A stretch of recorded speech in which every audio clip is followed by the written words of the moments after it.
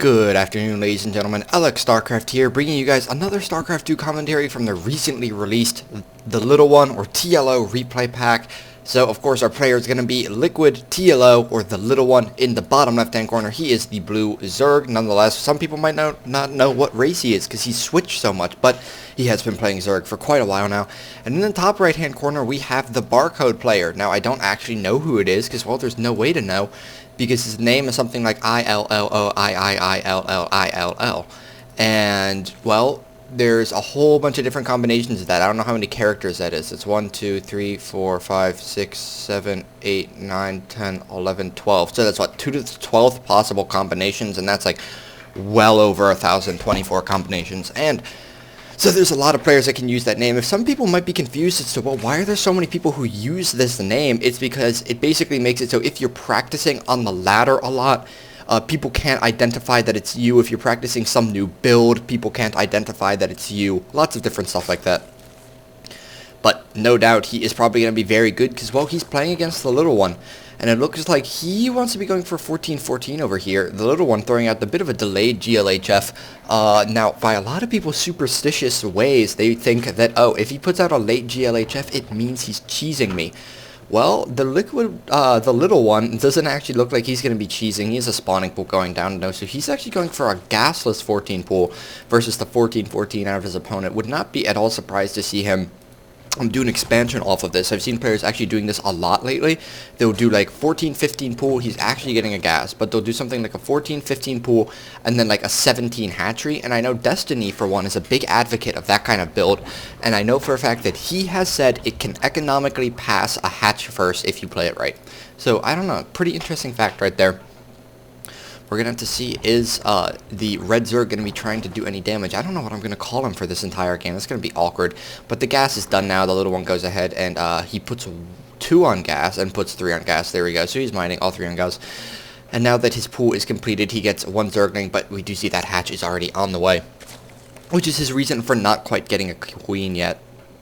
So he's going to have a later Zergling speed, but he's going to have earlier Zerglings, so he's not going to have to worry about these 6 that are currently in production. And his opponent looks like he wants to be a bit aggressive right here. Well, actually, no, he has pulled off gas, so that means no Baneling, sending out this drone. And that is going to be for an expansion. And did the Little One lose an Overlord? No, he had to extractor trick in order to build something while waiting for the Overlord, I think is what he did. Yeah, that's why he has a slightly odd amount of minerals. It's not an exact multiple of 5.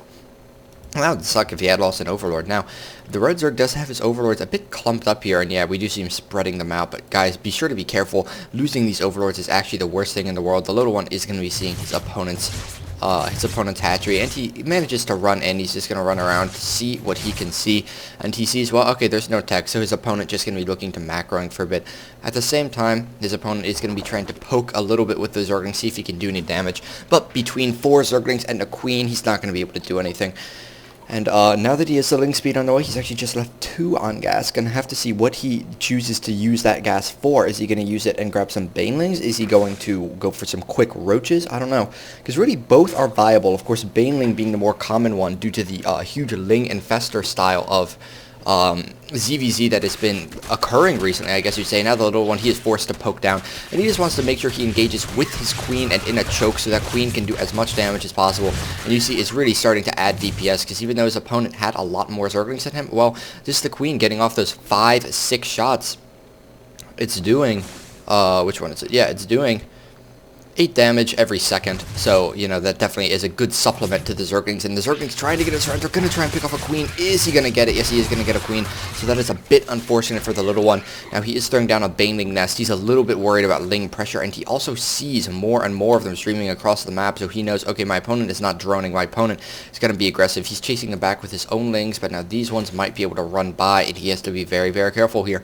And it looks like, no, he says, okay, I have more Lings than you now. Let's see if I can do any damage to you, and he is going to be attacking, trying to get a better position. Could pick off a spine, could pick off a queen as well. It looks like he is going to be picking off a queen. So an eye for an eye right there. And is he going to get the second queen? Oh my god, if he gets the second queen, that is going to be so good for the Little One. Now, a bunch of Zerglings did just try to run up, but that was a Baneling from the Little One. And oh my god, he gets the second queen. So great shape for the Little One right now. And he defends that Zergling aggression with just like a single Baneling, I'd imagine. So now both players are not going to be able to inject too much. They're not going to be able to do a whole lot of damage to each other anytime soon. They're just looking at getting their economy back up. But if we take a look at the units lost, we see that definitely went a little bit in the little one's favor. He lost a few less units. He has the Banelings, which makes him quote-unquote ahead on tech. Now, of course, his opponent just gets roaches. Then he's going to be behind on tech. But for the time being, well, he has something that isn't Zerglings, and he also managed to retain a queen. He did not lose both queens. Now, the little one running around those Zerglings because he says, oh god, I have to make sure to not lose those. But two Banelings on the ram, two Banelings out front. He's not going to have to worry about Zerglings killing him anytime soon. He is mining off the gas in the main once more. And still no queen in the main, actually. Not sure if there's a reason for that. He's probably just working on getting enough economy to spend all his larvae at his natural before he starts getting more larvae and another queen at his main. And there's the queen. But of course, the one thing to keep in mind is a lot of people constantly think, well, having the most possible queens is thence having the most possible larvae, which is going to be really, really good for me no matter what. Well, it's not actually good for you if you do, oh god, Baneling. It's not actually good for you if you cannot spend those larvae. Then you are just simply wasting energy, and you are not producing larvae out of those hatcheries as long as they have more than 3. And as a result, it does end up hurting you a little bit. Now, we do see the red Zerg is going to be going for that Roach Horn now, and he says, okay, that basically kind of eliminates Banelings for the game for a time. And the little one throwing down an Evo Chamber and a Roach Horn of his own, so he says, okay, I realize you want to transition, I'll go right along with you. Both players just running around the map right now, being very, very active with their Zerglings, which is, of course, oh so important at this high level of play. You see they're all around the map. Both players with a good amount of map vision here, with Overlord spread outside the opponent's base so he can see what is being made and whatnot. Now, gas still building up for the little one. What I'm thinking we're going to see with these other Overlords in production, once this Roach Warren finishes, he's just going to make a good number of roaches. Now, look at the drone counts. This is really, well, it's a game of drones. Little Zergling engagement going on over here. Nothing too significant, though. But we do see the little one is up 43 to 37 on those drones. Now, his opponent making 7. The little one making 9 as he starts his lair. He's grabbing all 4 remaining gases now. Wow, his opponent just grabbing the 2 in his main. And now just grabbing the 2 at his natural. He does have a 3rd on the way now. The question is the little one going to see it? Did he see the drone head down there? That would, of course, make a huge, huge difference. And there we go. A few roaches coming down from the little one. That +1 attack well on the way. So that's going to be in his favor if an engagement happens in that little gap. So we really, we see the classic conundrum of the teching player versus the macroing player right here. Not that the little one isn't macroing, he's ahead on workers, but he is teching up, he's getting those upgrades a bit faster, that lair a bit faster, while his opponent getting his 3rd a bit faster. The little one just now choosing to grab his 3rd. Now, his opponent is going to be poking, see if that 3rd is down, but the little one does have some Zerglings, and he has some Banelings and Roaches as well. Good hit for the little one right there, killing all of those, and woo, Baneling for a Zergling though right there. That was not quite as good. But both players roaching up right now, I guess you would say. Gonna start on that drone production just as soon as these 3rds are finished. What you really like to do in Zerg versus Zerg, or as a Zerg grabbing your 3rd in general, is just take 1 round of larva, saturate your 3rd, and then go back to unit production. Because, of course, if you do it correctly and if you're injecting properly, well, you should have about 14 larva in 1 round of larva. And just like that, that's 14 drones at your expansion. So actually maybe 1.5 rounds of larva, something like that. But of course 14 is more than enough to get the minerals up and running initially. But there are a whole bunch of Zerglings running around here. Roach is coming this way, so he's going to force the little one to split up his army. He's going to have to be careful. These roaches are going to be running out. Now he does have a spine crawler here, which is nice. Sending back his Zerglings. Now he sends enough roaches to help defend confined with the reinforcements. Wow, beautiful play from the little one. Because he recognized the reinforcements coming, so only sent 4 of his roaches, and then 4 more came from here, giving him superior concave, while still leaving plenty back here to defend. Now, we do see his opponent making about 7 drones right now. The little one probably going to be making some more drones in just a second, and he's actually opting for a Hydralisk Den as opposed to the Infestation Pit, which is what his opponent is getting. And those are, of course, the 2 real tech routes you can go when going. You go Roach Hydra, or you can go Roach Infester. In this matchup, of course, the alternative kind of being Mutas, but that's a whole different game right now. Now, these Zerglings are going to run in, but no, the little one too good for that. He's, guys, in position already. He's going to need to be careful with this Overlord, otherwise he's going to lose it. And that would be unfortunate. Now, have either player scouted the other's main? The little one has seen his opponent's lair timing, And what has the Red Zerg seen? He's actually seen nothing. He does not know that the little one has a lair. He does not know that the little one is going Hydras, but, well, lo and behold, he is going Hydras. And now, +2 missile attack on the way. No second Evo Chamber. I wonder if there's a reason for that. I know I personally almost always go for a second Evo Chamber in really all my matchups. But these players know way better than me for sure. Snipes a changeling right there, puts the guys on gas. And that's, again, nice for the little one because he's going to see the timings on these gases, which is hugely indicative of what your opponent's going to be doing. Now, the little one going to poke out here, and he's going to be picking off overlords. And I can tell you that's going to be annoying as heck for his opponent because he's going to have to dump a whole bunch of minerals into remaking those overlords. He's not going to be able to make units. He's going to be supply blocked. He does have some infestors on the way. But, oh, the little one splitting up his forces very well. Trying to kill the Overseer, and his Hydra's, about to do it. And he is going to manage to kill it, but not before it sees absolutely everything that there is to see in his base. A nice map vision, I must say, from the Red Zerg. You do see he has a good amount of awareness of where the units are. The little one, on the other hand, not quite as much of it, but he seems to know, hey, I don't really need this. He has a changeling running around up in here, so he knows what's up. He knows where the army is, and he's sending his own units out around here, killing overlords on the way. And it looks like these players are going to just be attacking each other right here. Oh god, but the little one actually has a lot of units right here. He is more than enough to hold off his opponent. Wow, he puts on some pressure over here. That's a lot of infestors, but pure infestor, often kind of difficult to hold off these kinds of pushes with. The little one sniping the spine crawlers very, very quickly, and we do see on the minimap that his opponent's army is retreating. So the little one engaging right here, he's not going to be able to do any damage other than killing those spine crawlers, which is definitely nice, though, for later game Ling run-bys. But look at this. He might have killed an infestor. Did he actually kill an infestor? Ooh, that's really good for the little one. And all of these infestors were forced to spend their energy. That means the little one is not going to have to deal with max energy infestors anytime soon, because, well, he's going to make them constantly spend it. Now, these armies jockeying for position down here once more, but the little one not making any positional slip-ups. He's defending his third quite well. Bunch of Zerglings chilling up here, but they're not going to do anything. And there's the pathogen glands for the little one, so he's looking to get some infestors now. He does have his minerals and gas pretty low. His opponent not quite so much. His opponent getting a few free roaches right there, and you want to get any opportunity you can. Now we have a Hydra and a Zergling run-by right here, and he's going to pick off a few drones. You see these Hydras actually 3-shot the drone, so kills them pretty dang quickly. But for right now, okay, we have one player getting their infestation pit and infestors, the other player getting their hydralisks. So it seems that players do definitely like to have all of them in this late game composition, but they're just going to change the order in which they get them. A few spine crawlers going down, one being immediately sniped, and that's a little bit unfortunate. And I'm just wondering, when are these players going to grab their fourths?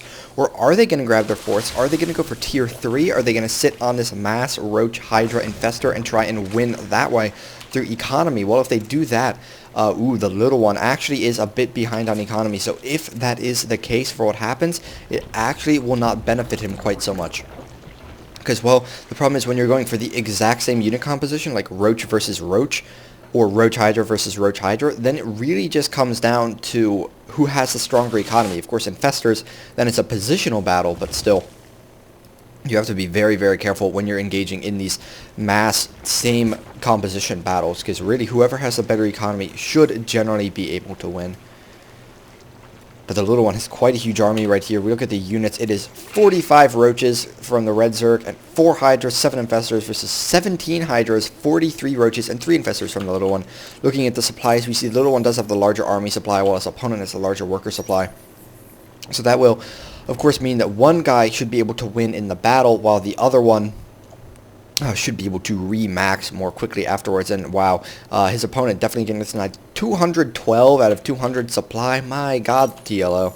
But his opponent still having that 4th denied. He has to send it back over. He has to send over an Overseer, and that is, of course, very annoying. The little one not even looking to grab another expansion. He's just chilling. He's waiting for some energy on these infestors. He's waiting on, I guess, some upgrades. Possibly waiting on +2, I guess. Or no, his opponent getting the +2 carapace. TLO with no carapace upgrades. It looks like he's just going to be attacking. Now, a good number of spine crawlers here should be able to clean up a lot of these roaches. Of course, they are just going to run past, because the little one has already committed to an attack right here. Ooh, his opponent focusing down his expansion. And the little one, at this point, is going to be kind of all in. He does not have a 3rd expansion. His natural almost mined out. So here we go, guys. He is engaging into this massive spine crawlers right here. Does not want to engage with only like half his army here, though. So what's he going to do? He has the Hydras actually on the high ground, and they can actually reach, fungling the whole army on the ramp. Beautiful from TLO. His opponent's army is split up, and TLO has a pretty big concave right here all across everything. Good fungals going off on the Hydralisks, but is it going to be enough? Both players throwing out some infested Terrans. Now the Roaches have a really good concave up here, not so much down here. What's going to happen? They're both of them at about even supply. Both of them have spent their bank trying to remax here. The little one is going to win the battle up top. He actually pulled some drones because he knew that he did not have an economy to fall back on. He's double expanding behind us. You see the 2 points on the minimap right here. Now he is forced back up here. The Hydralisks are pushing forward, and the little one won the battle up top, but lost almost all the units he had there in the process. So, ooh, no, do not disable sound. Bring up the army tab. So he does have a higher army supply and still a lower worker supply. If we look at the units lost, we see they're almost identical. So very interesting though. We look at the income, and that's where a true story tells. We do see that the red Zerg has a higher income, but he is only mining off 2 bases as well. Now he is killing off the Overseer, so that's a little unfortunate. But he's just about to start mining off this base, and oh no, the little one could get a good fungal on those workers. No, they actually do burrow. Oh, fungals every single infestor though, and that is going to mean, well, all the infestors are going to die. Don't even get off a fungal. Now the little one is mining over here, soon to be mining over here, and he is going to have the economic advantage. Things are good, looking pretty dang good for the little one. We do see he's pulled ahead an army supply and worker supply now. He is mining much more than his opponent, about twice in minerals every minute. And of course, gas doesn't matter too much when you need to make roaches, which of course do still cost more minerals than gas. So I gotta say, the little one looking fantastic here, committing to that attack, and it was a very nice engagement from him, splitting up his opponent's army and keeping them on the ramp for such a long time while his Hydras and Roaches did the damage to the drones, the few units that were down there, the Queens, the Spines, and of course killed the Hatch. Because then, of course, the Red Zerg, he eventually got to engage with his army, but he only got to engage with his army after he lost this expansion, after he'd already lost some units, and after all of them had taken at least 1 fungal's worth of damage. So the little one does have his Roaches and Hydras sitting out here. My god, he has a lot of Hydralisks. 22 Hydras and only 34 Roaches, but he really says, hey, I know that cost efficiency is going to be a big deal in this upcoming engagement, because he knows neither player, actually a lot of idle drones right here, but he knows that neither player actually has a whole lot of minerals or a whole lot of economy. So he knows that the Hydras will add that extra damage that may help him later on, and if he can do the damage with the Hydras and keep them alive while replenishing Roaches, that'll definitely help him out, because of course Hydras do so much damage with that +2, 6 range, 14 damage per shot with a weapon speed of 0.8, so they're doing about 16, 17 damage per second. A Roach, on the other hand, does about 10 damage per second. So right now, both players are starting to macro up. Supplies are relatively even. We do see, again, though, the little one with the worker lead, and he is starting to mine more than his opponent now.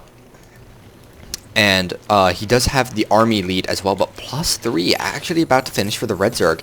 And he has a lot of Hydras of his own. My god, he almost has as much as the little one. It's 19 to 27 supply. And while the little one is in a good position, it's going to be tough for him. These Hydras with +3 attack, and they also have +2 Carapace. The little one only now just finishing his +1 Carapace and the +2 attack, so he's behind on 2 upgrades here, and he's a lot less infestors. It is about, it's 7 infestors to 7 infestors. These have all at least 3/4 energy. Most of them have full energy. And where are the little ones infestors? I thought he had them right there, but I guess not. He might have them back at his base for defensive purposes. Of course, they can stop units on the ramp and everything. Okay, here are some of his infestors. They're just kind of chilling around here, and they do not have nearly as much energy. Where are his other infestors, though? Oh, here are his other 4. So these 4 all do have a lot of energy. And what is the hotkey for removing everything? No. I wish I remembered the hotkey for removing the interface and everything, and that'd be pretty freaking sweet, because then I would definitely be happy to do it. But in the meantime, I don't actually know it. And it looks like, ooh, are we going to have a base race on our hand? Yes, we do. The little one is engaging his opponent's 3rd right now, while the Red Zerg is going to be poking up here, and he just goes straight for the natural. He doesn't even worry about the 3rd, but of course that will mean that the little one will be mining the whole time. that he's trading, and little one knows his base is here. He sends his roaches over there. He says that is enough to kill that. Now he just sends his units back. He's killing a lot of the overlords, which also means that, well, his opponent can't make units even if he has the economy. The little one just making infestors, which would of course be so good if they got one bungle off on this huge ball of hydras. And he also has a pretty strong fortified position over here with all of the spine crawlers, so this expansion is going to go down so quickly. My god, look at how fast that thing dies.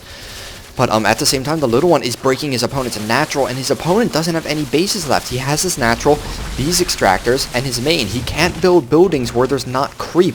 He's going to be poking up here, but this is a lot of spine crawlers, and they are going to be able to do a lot of damage to this roach ball over the course of this battle. And I'm actually not sure if his opponent can manage it. He's sending all his units up here while there's still buildings here, and the little one, he knows that his opponent will not have buildings outside of this expansion. And this extractor right here, unless he got away a drone. Does he have any drones left? 5 players left for the Red Zerg, 6 drones left for the little one. And that expansion is going to be going down. Both expansions are going to be going down. So the red player is going to be being revealed now. The little one still has his base. He's still actually on that lair tech, but not that that's going to make a huge difference at this point. This extractor was killed, so now there's but an extractor and a hydra den left on the map. And oh god, I think the little one is just going to kill that. Ooh, having a very nice engagement right there. And the little one is now going to see him being revealed. He's going to kill this Hydra Den, and that actually should be the game when he kills it. Yep, there it is. Game over, ladies and gentlemen. So, as I said, all these games, long macro ones. The little one winning out, starting with that engagement right here. He was able to kill his opponent's economy, just as his opponent killed his own. And then had 2 expansions compared to 1, and simply managed to have more units, even though they were not better upgraded. So, that's my first little one cast. I'm going to be bringing you guys a lot more in the near future. So stay tuned, be sure to subscribe, I'll be linking to a lot of them, and I'll see you guys pretty soon. Have a wonderful evening.